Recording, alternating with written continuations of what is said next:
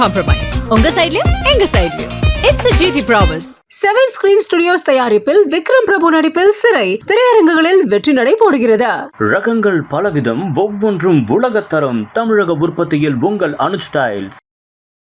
நிரந்தரமான போர்களிலிருந்து அமெரிக்காவை மீட்டெடுப்பது தான் என்னுடைய எண்ணம் அப்படின்னு சொல்றாரு. அப்படி சொல்லிட்டு ஈரான் மேல குண்டு பொழிகிறார். ஒரு 10 வருஷத்துக்கு இன்னுமே அமெரிக்கா தான் ஒரு ஆதிக்கம் நிறைந்த நாடு. அதாவது பொருளாதார ரீதியா அமெரிக்க பொருளாதாரம் உலகத்தினுடைய மிகப்பெரிய பொருளாதாரம். இஸ்லாமிய புரட்சி நடந்த பிறகு ஈரானியர்கள் அமெரிக்கர்களை சைத்தானாக பார்ப்பது என்பது தொடர்ந்து நடந்துட்டு இருக்கு. அண்மையிலிருந்து ஈரான் அமெரிக்காவை ஒரு பொது எதிரியா பார்க்குது, இஸ்ரேலை ஒரு பொது எதிரியா பார்க்குது. இவங்க ரெண்டு பேரும் அவர்களுடைய பெரிய பெரிய ஆர்ப்பாட்டங்கள்ல நீங்க அடிக்கடி கேட்குற முழக்கங்கள் வந்து death to America, death to Israel. அவர்கள் ஒரு அணு சக்தியாக மாறிவிட்டால் வடகொரியாவை எப்படி தொட முடியாது இருக்கோ அந்த இடத்துக்கு அவங்க போயிடுவாங்கன்ட்டு அமெரிக்கர்கள் அஞ்சுறாங்க. இந்த சூழல்ல மற்ற நாடுகளை காட்டிலும் ஈரானை நினைச்சு இஸ்ரேல் வந்து ரொம்ப அஞ்சுது.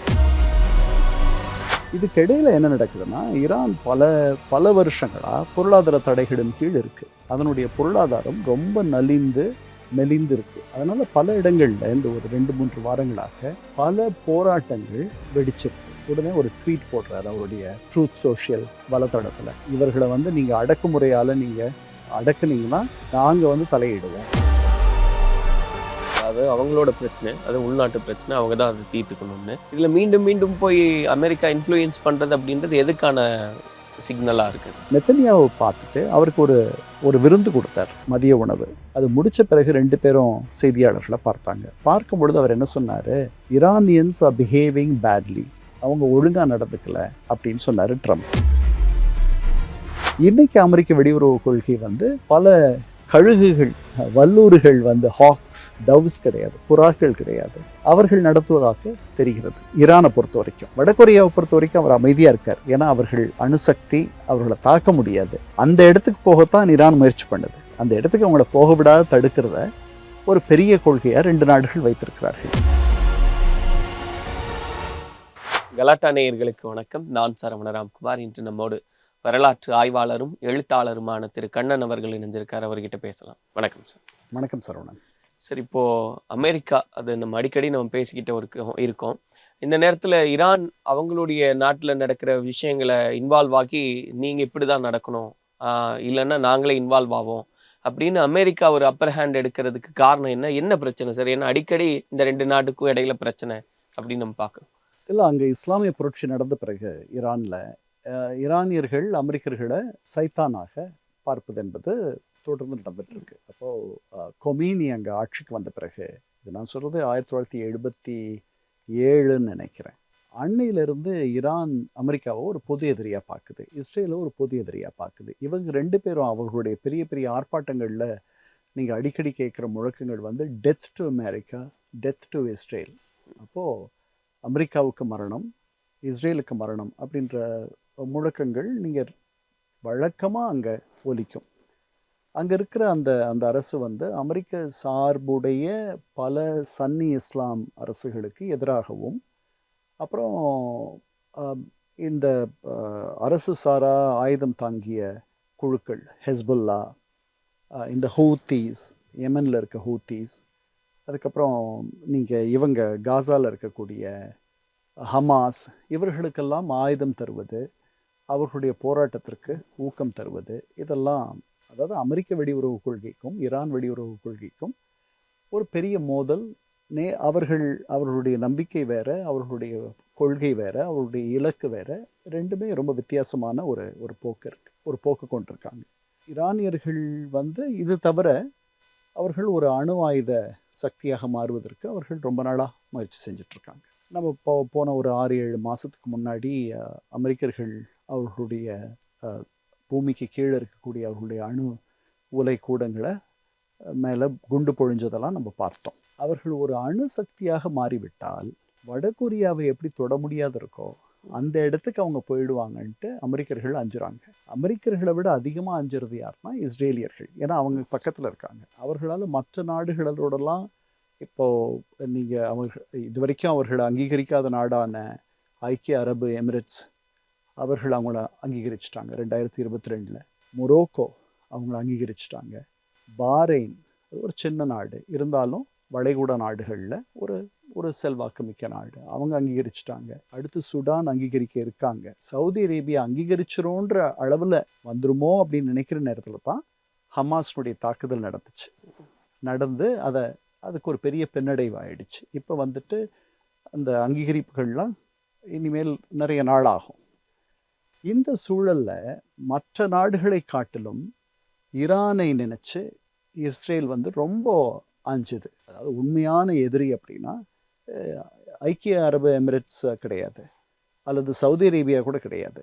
சவுதி அரேபியா ரொம்ப வருஷமாக 10-15 வருஷமாகவே யார் வேணாலும் போகலாம், இஸ்ரேல் போனவர்கள் யார் வேணாலும் அங்கே போகலாம், திரும்பி வரலாம் அப்படின்லாம் இருந்துச்சு. மற்ற நாடுகள்லாம் அதை வந்து அனுமதிக்கிறதில்ல. இப்போ நீங்கள் இஸ்ரேல் போயிருந்தீங்கன்னா முன்னாடி வந்து துபாய் போகிறீங்க அப்படின்னா இஸ்ரேலுடைய ஸ்டாம்ப் உங்களுடைய பாஸ்போர்ட்டில் இருக்குன்னா உங்களை விடமாட்டான், உள்ள நிறுத்திடுவாங்க. அந்த மாதிரிலாம் இல்லை சவுதி அரேபியா. 10-15 வருஷமாகவே அவர்கள் ஒரு மறைமுகமான ஒரு நேசத்தை, ஒரு உறவை வைத்திருந்தார்கள்.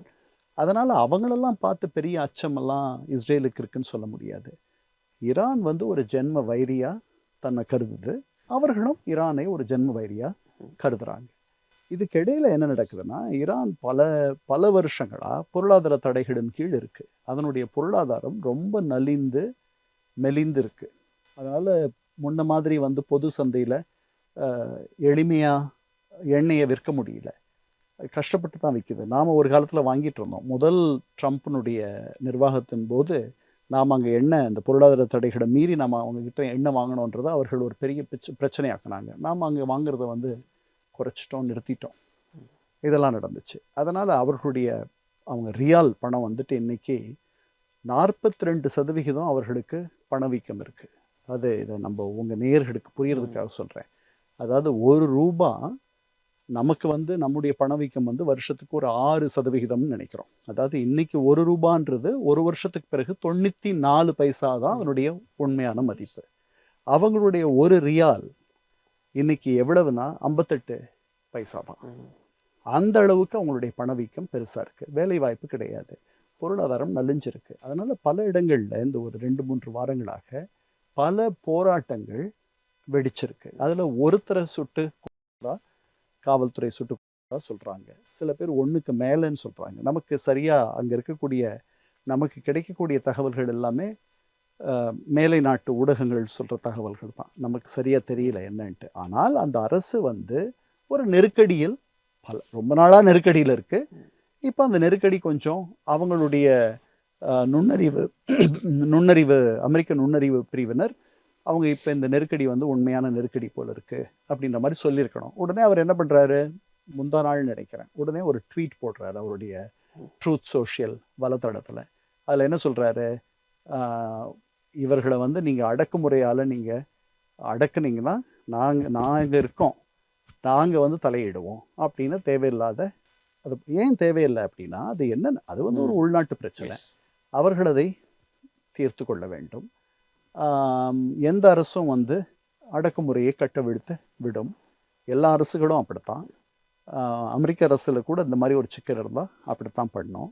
இது அந்த நாட்டு மக்கள் அவர்களுடைய விடுதலையை, அரசு மாற்றம் அப்படின்றத அவர்களே வந்து அதுக்காக கஷ்டப்பட்டு அதுக்காக அவர்கள் உழைத்து அதை பெற வேண்டுமே தவிர வெளியிலிருந்து இது வந்து அவர்களுக்கு நல்லது செய்யாது. இந்த மாதிரி அவரை போடுறது வந்துட்டு உடனே அவர்கள் என்ன பண்ணிட்டாங்க, உங்களுடைய துருப்புகள்லாம் இந்த பகுதியிலலாம் இருக்குது, அவர்களெல்லாம் பத்திரமா இருக்கணுமா வேண்டாமான்னு நீங்கள் முடிவு பண்ணிக்கிங்க அப்படின்னு பதில். இல்லை, இப்படி தான் இப்போ இது நீங்கள் சொன்ன மாதிரி சார், அது அவங்களோட பிரச்சனை, அது உள்நாட்டு பிரச்சனை, அவங்க தான் அதை தீர்த்துக்கணும்னு.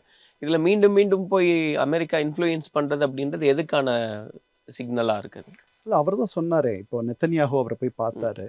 போன வருஷத்தில் 5வது முறையாக அவர் போய் பார்க்குறாரு. அவர் அதிகமாக சந்தித்த 2 பேர் அவர் அதிகமாக சந்திச்சிருப்பாங்கன்னு நினைக்கிறேன். முதல்ல நெத்தன்யாஹூ, அடுத்தது ஜெலன்ஸ்கி ஒரு 3 முறை அவரை சந்திச்சிருப்பார், அல்லது 4 முறை சந்திச்சிருப்பார். அமெரிக்காவில் சந்திக்கலை, வெளியில் சந்தித்தார். ரோமில் சந்தித்தார் ஒரு தடவை, போப்புடைய மறைவப்போ. அப்புறம் அமெரிக்காலேயே ஒரு 2 தடவை எனக்கு தெரிஞ்சு சந்தித்தார், இப்போ சமீபத்தில் சந்தித்தார். இதெல்லாம் காட்டிலும் அதிகமாக அவர் சந்தித்தவர் யாருன்னா இஸ்ரேலுடைய அதிபர் நெத்தன்யாஹூ, பிரதமர் நெத்தன்யாஹூ. நெத்தனியாவை பார்த்துட்டு அவருக்கு ஒரு ஒரு விருந்து கொடுத்தார், மதிய உணவு.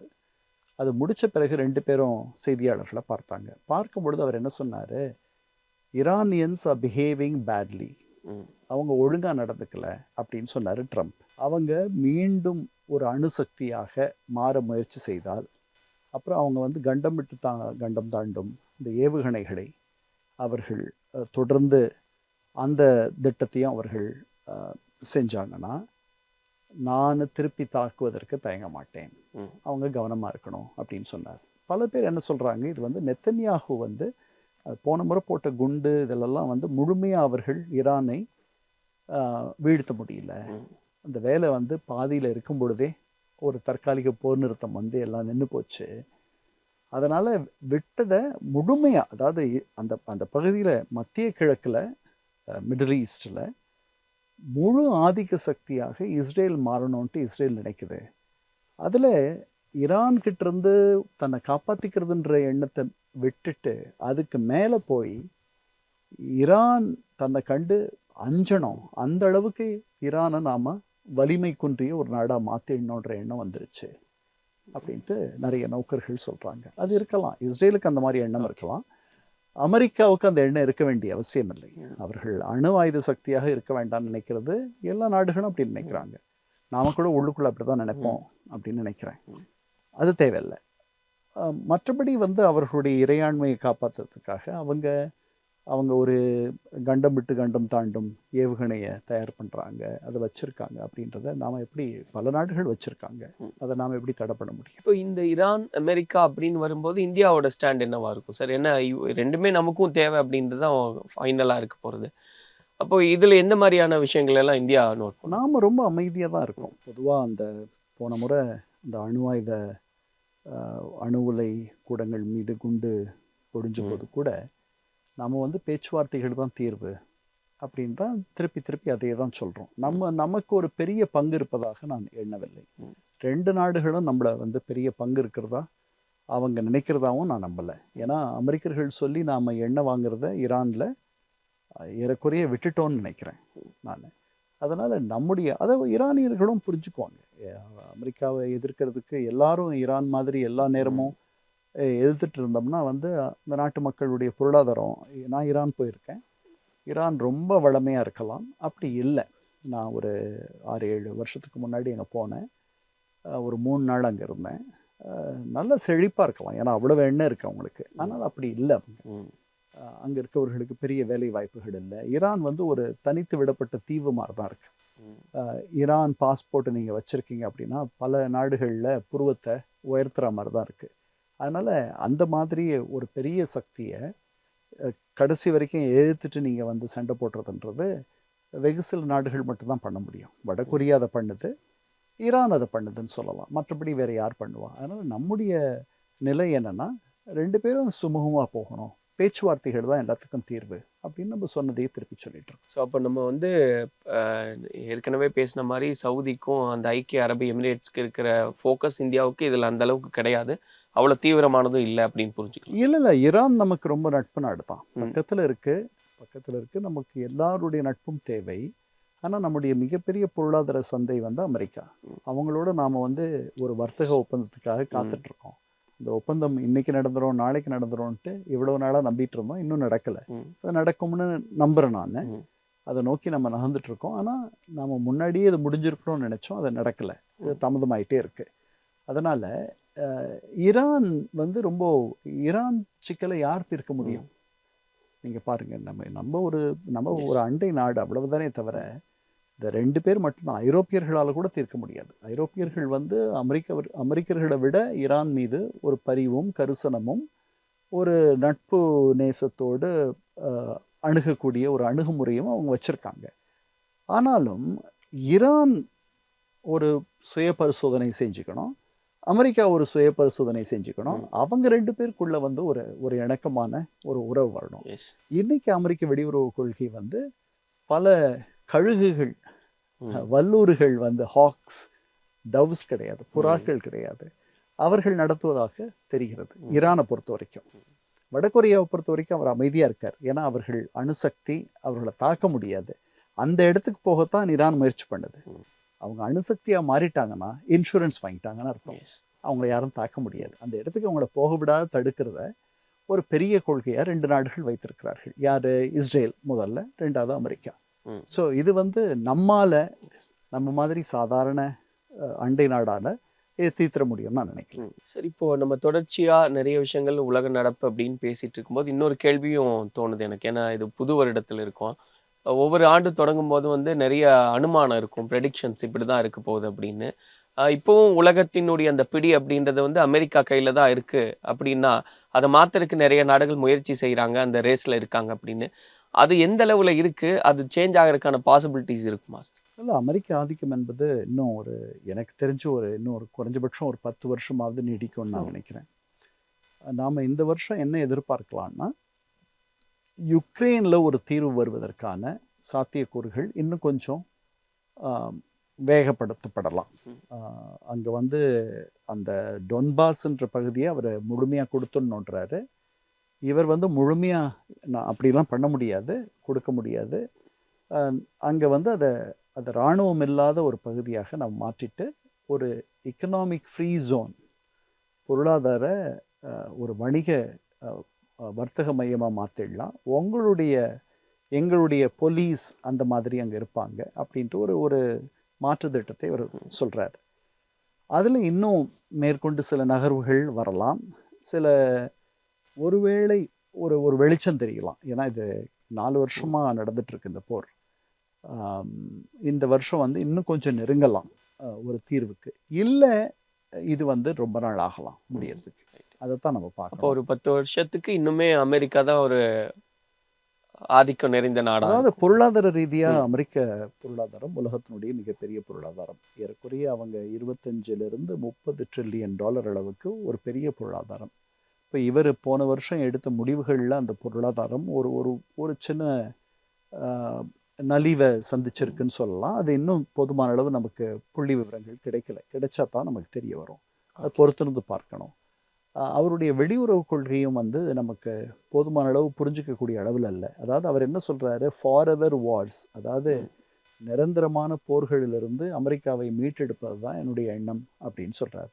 அப்படி சொல்லிட்டு ஈரான் மேலே குண்டு பொழிகிறார். அப்புறம் என்னுடைய கவனமெல்லாம் என்னுடைய கொல்லைப்புறத்தை பற்றி தான், என்னுடைய அண்டை அயலை பற்றி தான் அப்படின்னு சொல்கிறார். என்ன சொல்கிறாரு, அமெரிக்க கண்டத்தை பற்றி மட்டும்தான் எனக்கு முக்கியமான கவலை, மீதியெல்லாம் இப்போ மத்திய கிழக்கு முன்னளவுக்கு எனக்கு மிகப்பெரிய அதில் எனக்கு பெரிய நாட்டம் இல்லை அப்படின்லாம் சொல்லி அவர் சொல்கிறார். ஆனால் ஈரான் மத்திய கிழக்கில் தான் இருக்குது, அங்கே அவர் கவனம் செலுத்துகிறாரு. அப்புறம் 8 போர்களை அவர் நிறுத்திட்டு தான் சொன்னார். அதில் ஓரளவுக்கு தான் உண்மை இருக்குது. இந்த மாதிரி அதனால் அவருடைய போக்கு என்னன்னு நம்மளால் தீர்மானம் பண்ண முடியல. காலம்தான் சொல்லும். அமெரிக்க பொருளாதார வலிமையும் அதனுடைய இராணுவ வலிமையும் இன்னும் ஒரு 10 ஆண்டுகள் அதை வெல்வதற்கு குறைஞ்சபட்சம் 10 ஆண்டுகளாக தான் ஆகும்னு நான் நினைக்கிறேன். பொறுத்திருந்து பார்ப்போம் என்னெல்லாம் நடக்குதுன்னு. நிறைய கருத்துக்களை பதிவு செஞ்சுருக்கீங்க சார், நன்றி. No compromise. உங்க சைடுலயும் எங்க சைடுலயும். It's a GT Promise. 7 screen studios தயாரிப்பில் விக்ரம் பிரபு நடிப்பில் சிறை திரையரங்குகளில் வெற்றி நடை போடுகிறது.